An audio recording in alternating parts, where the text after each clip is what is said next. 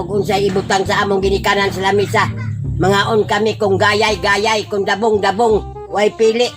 Ay pobre man asa makamangita og fried chicken. Ay di mahabwa ng imo tinain ni tatay og mga hayop pagwa diha.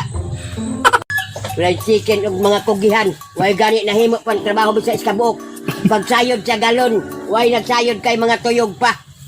Mao na mga hayop fried chicken, iluan ko hinuon.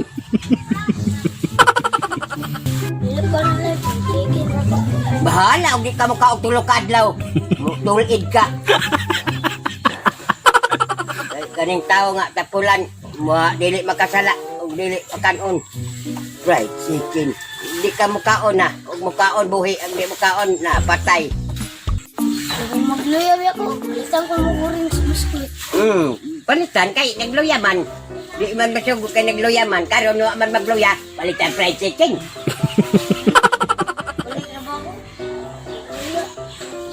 Palitan mo kay biscuit. Napagpaluya-luya isa, kay magpalit kong fried chicken.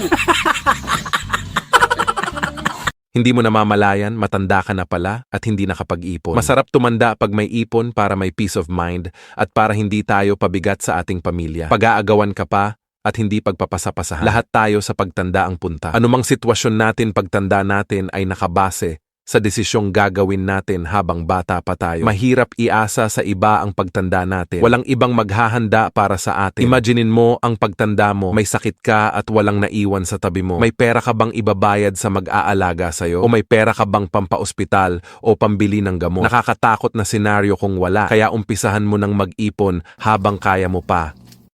Yung mabait ka, pero chismosa ka, ang tawag sa'yo, The Good Samarites.